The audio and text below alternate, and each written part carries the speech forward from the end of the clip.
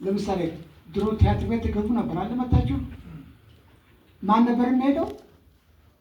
እናንተ ትኩረታችሁ ይዛችሁ ወንበር ላይ ትቀመጡና ትኩረታችሁ ወደ መድረክ ሆናል።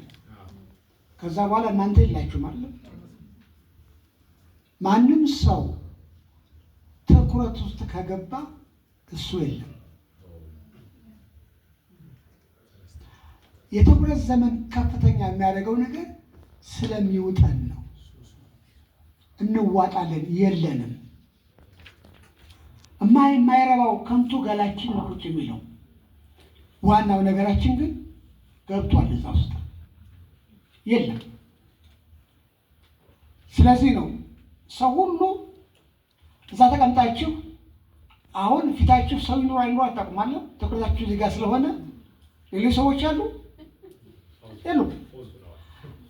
ስልካችን ይዘን እኮ ያችን ትንሽ ፍሬም ውስጥ ገብተን እኮ ዓለም የለም። ምክንያቱም እኛ እዛ ውስጥ ገብተናል። ቀላል ነገር እንዳይመስላችሁ ግን የገባንበት ነገር ደግሞ ምንድን ነው? ምን ይዘን ልንወጣ ነው የገባነው? ገብተን ልንቀር ነው ወይስ ለማያስፈልግ እንደው በነጋችን ማለት ብዙ ሞባይል ማለት ድንቅ ነው። ድንቅ አለ እንዴ? እንደው ድንቅ ያልሆነ ነገር ይዟል። እሱ አስቀድሞ ነገር ድንቆችን ስንቆጥር እኛ የት ልንቀመጥ ነው? እኛ እኮ የለንበትም ድንቅ ውስጥ። እኛ ድንቁ ተመልካች ነን። የለን ድንቅ የምንሆነው ከድንቆች ውስጥ የምንፈልገውን ድንቅ ይዘን የራሳችን አድርገን የራሳችን ንብረት አድርገነው እኛ ስንነጋገርበት ነው። እኛና ሞባይሉ ከሆነ ግን እኛ የለንም።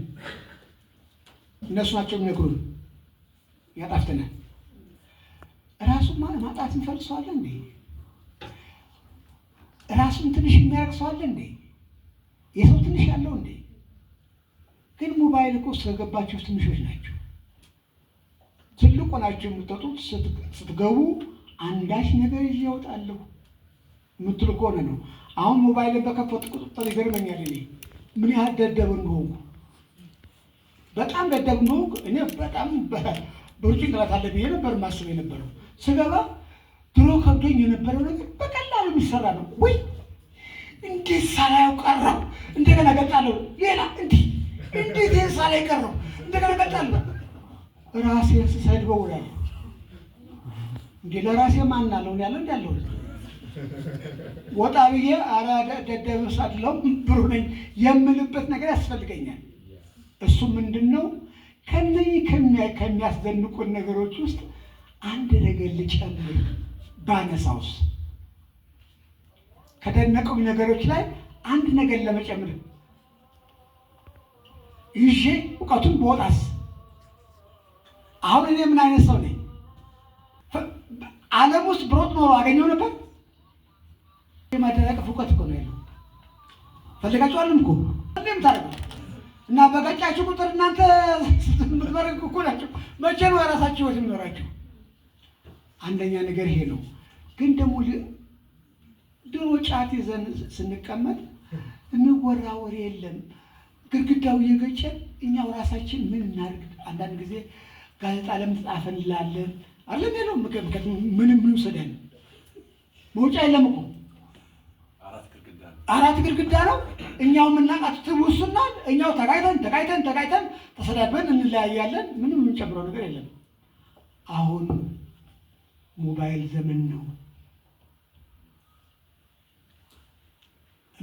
በጣም የሚገርመው ነገር እውቀታችሁን እንኳን መልሳችሁ አሁን አውቃችሁት መልሳችሁ ብትገልጡት አታውቁትም።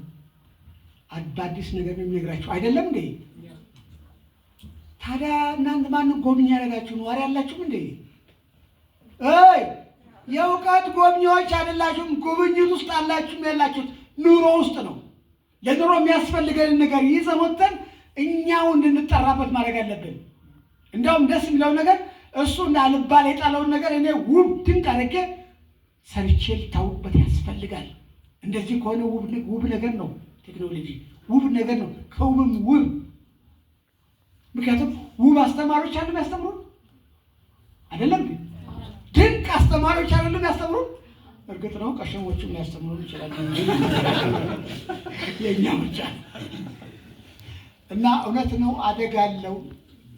እንደዚህ ዘመን ውስጥ አደጋ ውስጥ የገባንበት ዘመን የለም። ውቦቹ በጣም ስለበዙ እቺን ታሪክ ልንገራችሁ። ሰውየው አሉ አንድ ጎብኝና አንድ የምትወደውን ነገር ትወስዳለህ አሉታል። ይሻልና ገባ። አቤት ይሄ ነገር ሲል ያኛዋል ወይ ይሄኛው ሲል ይሄኛውማ ሲል መጨረሻ ላይ ወጣ ከድንቆች አንድም ነገር ሳይዝ።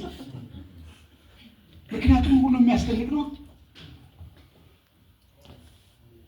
እንደዚህ እንዳይሆንብን ዘመናችን እንደዚህ ጎብኝ እንዳያደርገን ሰራተኛ እንዳያደርገን ግን የምንወደውን አንድ ነገር ይዘን እንግባ። ትኩረት ማለት መምረጥ ማለት ነው።